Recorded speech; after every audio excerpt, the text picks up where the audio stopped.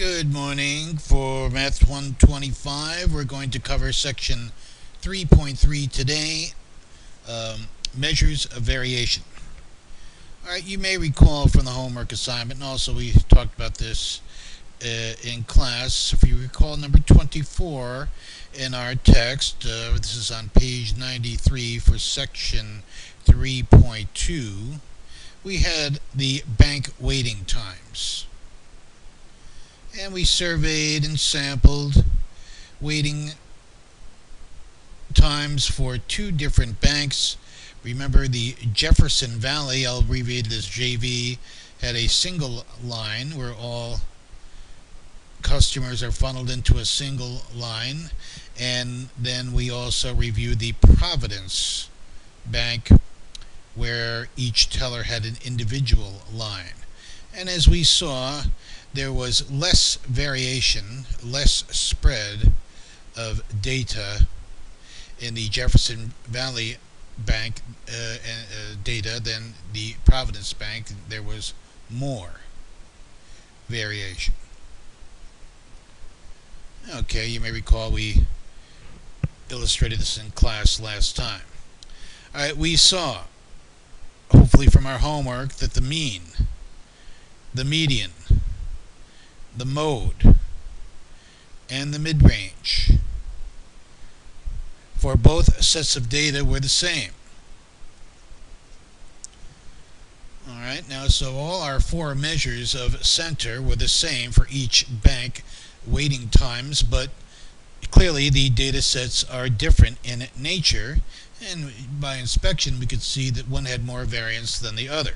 So the motivation here is that we need to be able to measure spread. We need a numerical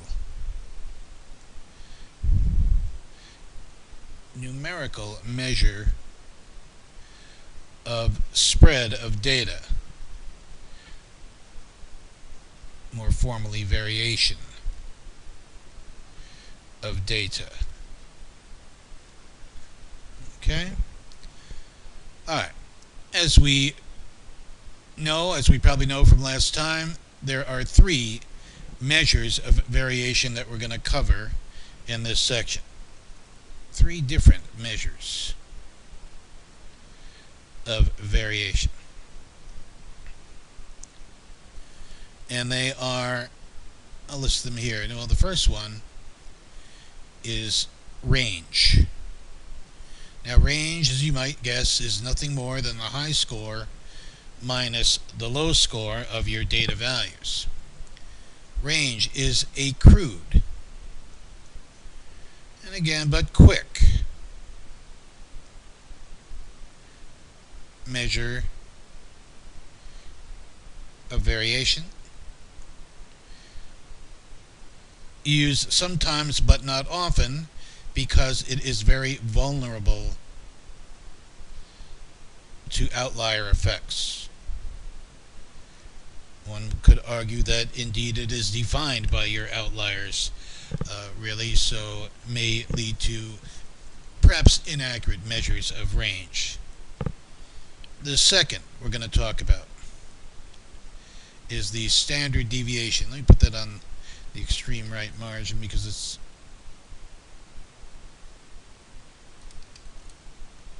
very important.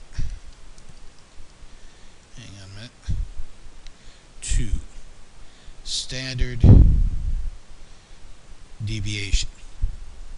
Let me put a star by this because this is by far the most commonly used measure of variance or measure of spread in a data set. Standard deviation actually measures and tacks a number on the average deviation from the mean value.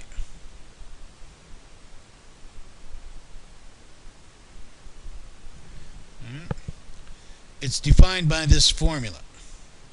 Little s is the accepted symbol for samples standard deviation. And what I do to compute standard deviation is I take each data value represented by a variable x, subtract the mean of that sample from each of those data values. Then I square the difference from the mean. Then I add up all those squared differences from the mean. I divide by n minus 1, and you might want to consider that as almost the sample size, right? Sample size is n. And take the square root of that mess. And this we refer to as little s, and we call that the sample standard deviation. Okay, it measures average distance from the mean or average deviation from the mean in any data set. Some notes about S.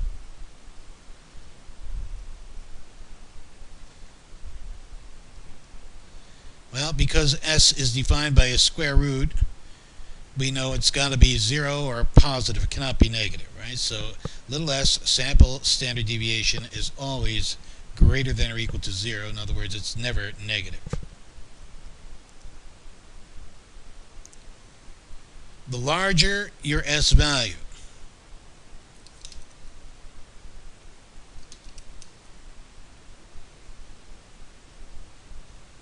the more your data is deviating from the mean. So let me put that a little informally. More spread of data. So you can actually measure how much data is spread in any data set by looking at this number S. Well, of course, that implies the smaller the value of S, well, that means you've got less spread of data. Now, your minimum value of S, of course, is going to be 0. So any larger positive number than the one you're looking at is going to mean more of a spread of data. The units of little s are the same as the units of the original data.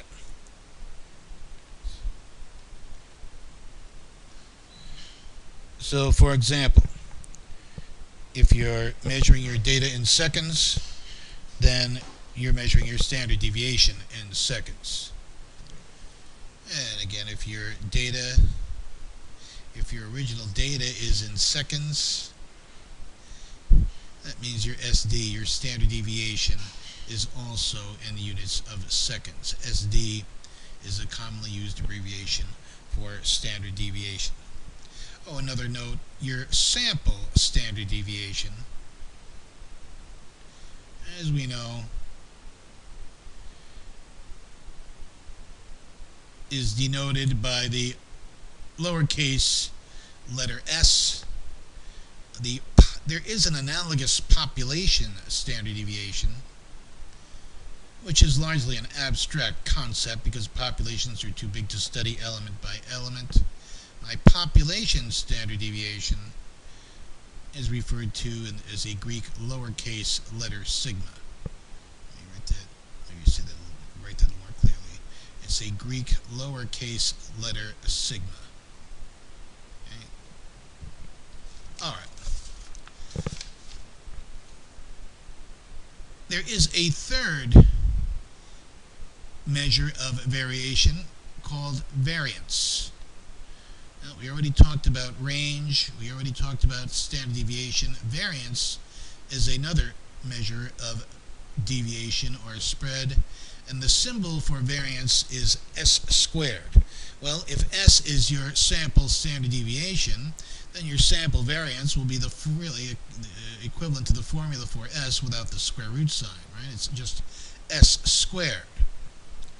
So one could argue that since the variance is uniquely determined by the standard deviation, we really don't need its own symbol.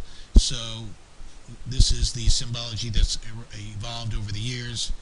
Variance will be referred to with the symbol s squared, the square of the standard deviation. Alright, let me get a fresh screen and show us how to compute the standard deviation. Let me write this down. Your standard deviation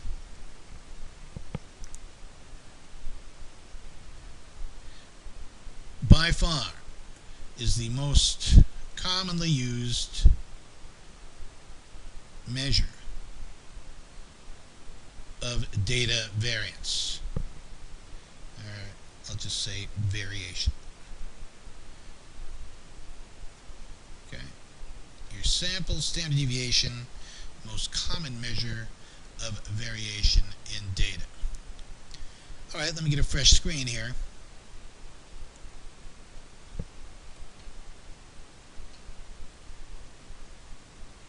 Alright. Computing standard deviation. Alright, let me give you a simple data set and we'll go over how to compute S using that formula. 22, again, we're citing the chapter problem here. Remember, each chapter begins with a chapter problem. That's referred to routinely in the ensuing chapter. Here we're talking about chocolate chip cookies, or the number of chocolate chips in chocolate chip cookies, and that varies by brand to brand. All right, so we want to compute the standard deviation for this data set, 22, 22, 26, 24. Well, if you look at the formula for standard deviation, let's go over it again. I take each data element, I call that by a variable x, I subtract the mean. I then square those differences. I then add up, summation, those differences, those squared differences, divide by n minus 1, and then take the square root. What I'm getting at here is, notice you will need the sample mean before I grind out the actual standard deviation. Alright, so I've got to compute the mean here. So let me write this down. The mean for this data set turns out is 23.5. Alright, so what I'll do is I'll make a little table. And forgive me, I'm kind of drawing freehand here. It's hard to use a ruler with the tablet. I'll list each data value. They don't have to be ranked, but you could rank them if you like. Then in the next column to the right, I'll take each data value and subtract the sample mean. Well, if I subtract 23.5 from each of these data values, well, I'll get a minus 1.5. 22 minus 23.5 is negative 1.5. And here I get a repeated negative 1.5. 26 minus 23.5, of course, is positive 2.5. It's a 0.5 there. And 24 minus 23.5 is, of course, positive 0.5. Notice, if x values are above the mean, x minus x bar will be negative. Positive. And if values of x are below the mean, then x minus x bar, of course, will be negative. Alright, next column, I'll take all those differences from the mean and square them. So if I square negative 1.5, I get 2.25. If I square negative 1.5, well, I get 2.25 again. If I square 2.5, I get 6.25. And if I square 0.5, of course, I get 0.25. Alright, now notice, the sum of this third column is going to be the numerator of my standard deviation expression, will it not? Let me write down the sum of this third column, summation x minus x bar squared. Well, I grind it out, turns out to be 11. Alright, so that numerator of that radicand fraction will be 11, so I can say then S equals, let me write down the formula again just for fun, the square root of summation x minus x bar squared over n minus 1. As we just saw for this data set, summation x minus x bar squared turned into an 11, right? So I'll just write the square root then of 11 over n minus 1. Well, if I've got 4 elements in the data set, that means n minus 1 is 3. So my sample standard deviation is going to be the square root of 11 thirds. And if I punch that out on my calculator, I get 1.91. My standard deviation for this sample is 1.91. Alright, so if S equals 1.91, and remember we were talking about chocolate chips and particular cookies, right, what this is saying, I can interpret this statement, the average deviation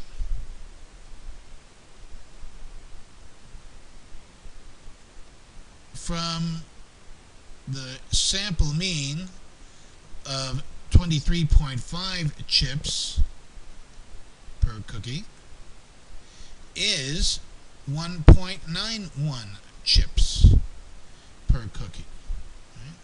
Remember, your sample standard deviation gives you the average deviation from the mean, and that average deviation is 1.91 chips. And if you look at this data, yeah, I can buy that. Looks like some data values are farther away from the mean of 23.5 than others, but I can certainly buy that by inspection that measure is 1.91 chips. Okay. Somewhat more informally, I call the sample standard deviation your average distance from the mean. If you're thinking of terms of in terms of the number line, my average distance in this raw data from the mean of 23.5 chips is about 1.91 chips. Alright, the variance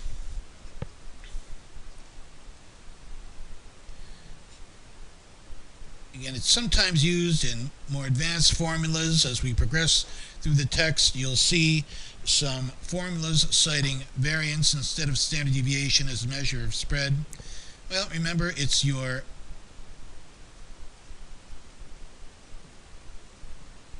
essentially your standard deviation without the root sign. It's the square of the standard deviation, so I could just look at that standard deviation formula and eliminate the square root to get the variance. So that would be simply 11 thirds. If I go to my calculator, 11 divided by 3, 3.67.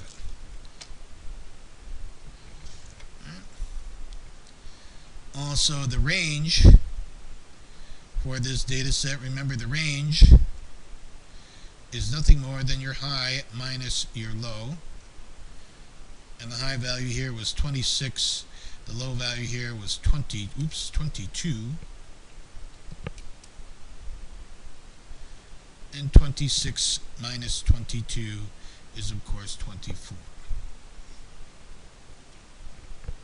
Oops, I'm sorry, not 24, forgive me, 4. Alright, so the range is 4, the variance is 3.67, and of course the standard deviation was 1.91, okay? Alright, so those are our 3 measures of spread. Let's talk about those waiting times. For the bank, recall the bank waiting times.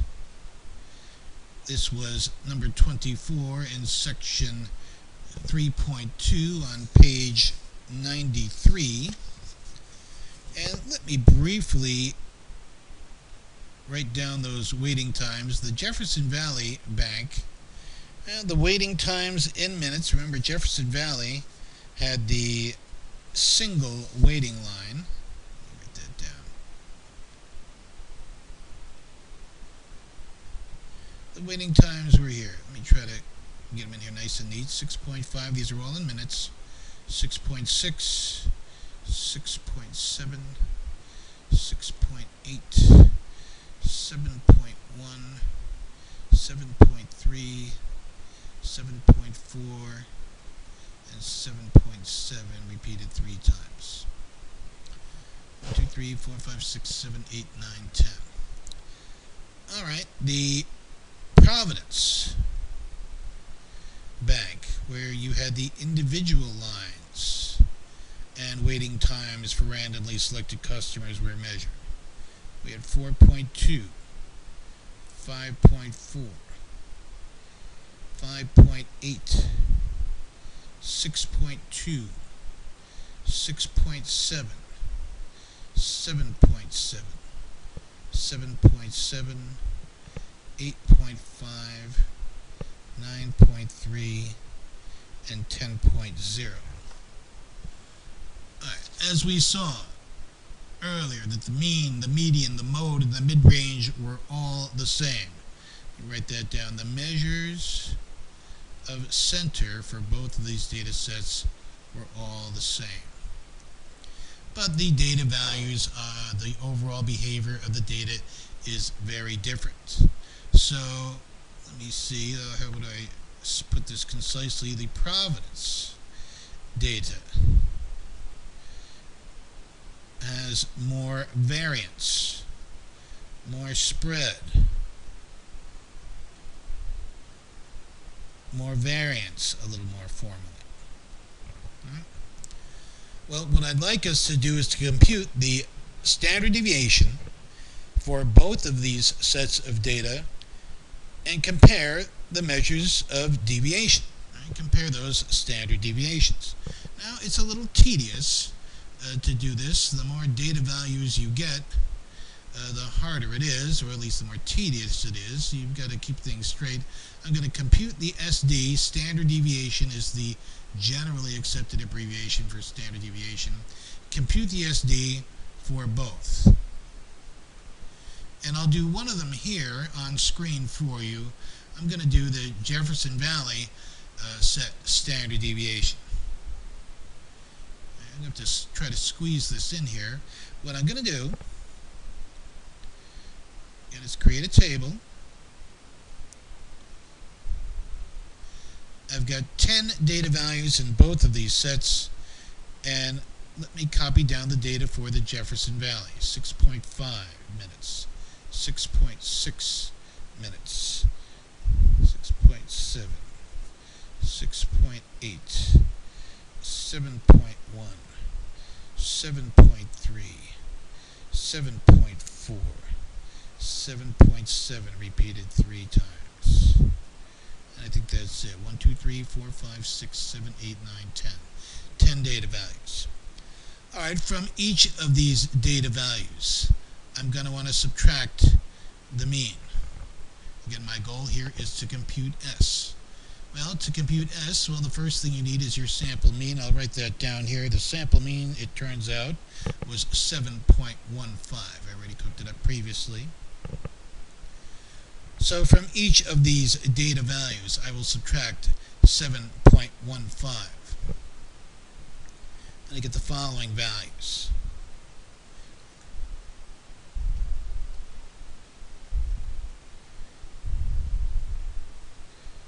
Minus 0.35, 7.1 minus 7.15 is minus 0.05.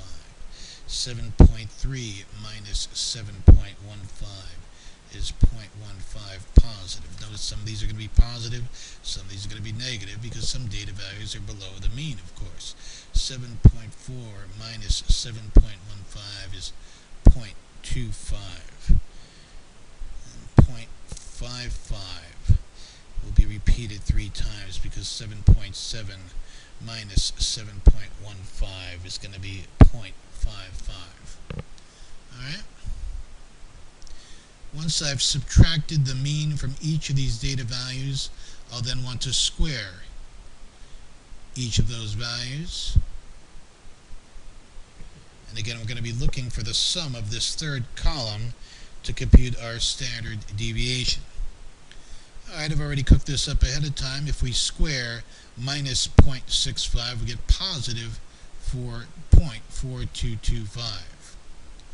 If we square minus 0.55, we get positive 0.3025.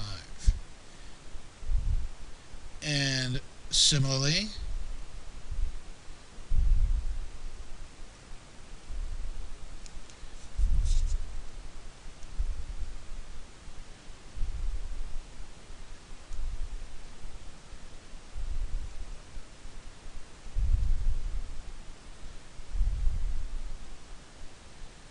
and 0.55 squared is 0.0325, and that's repeated.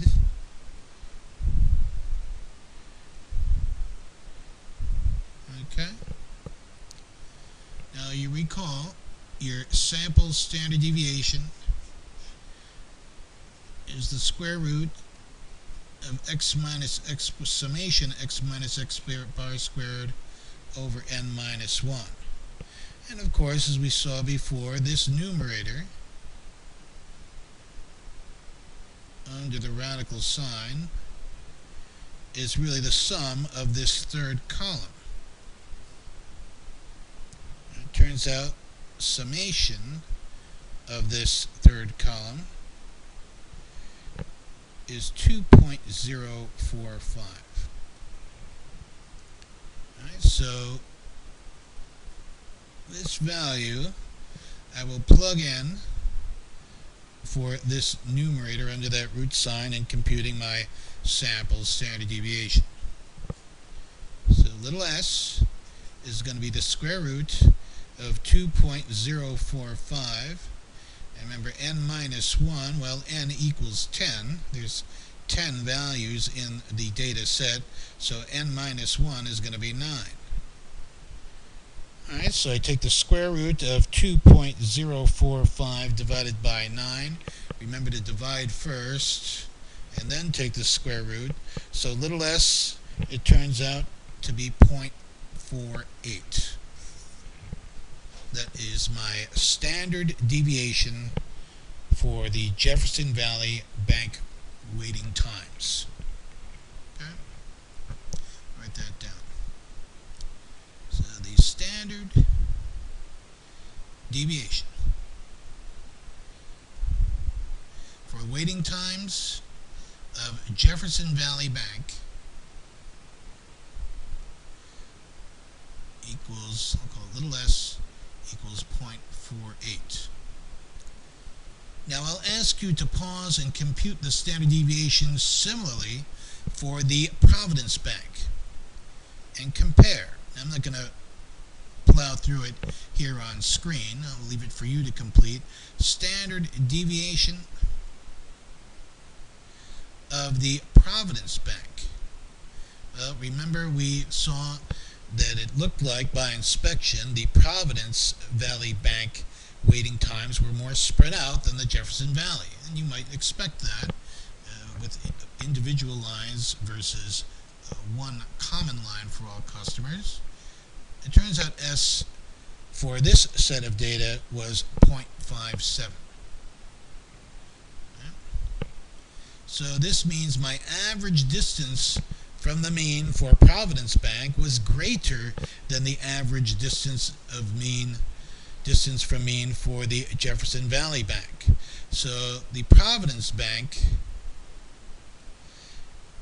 has a higher standard deviation value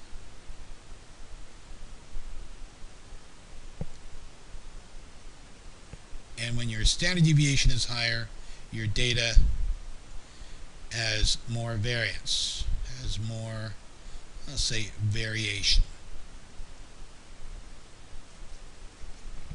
And of course, that's reflected.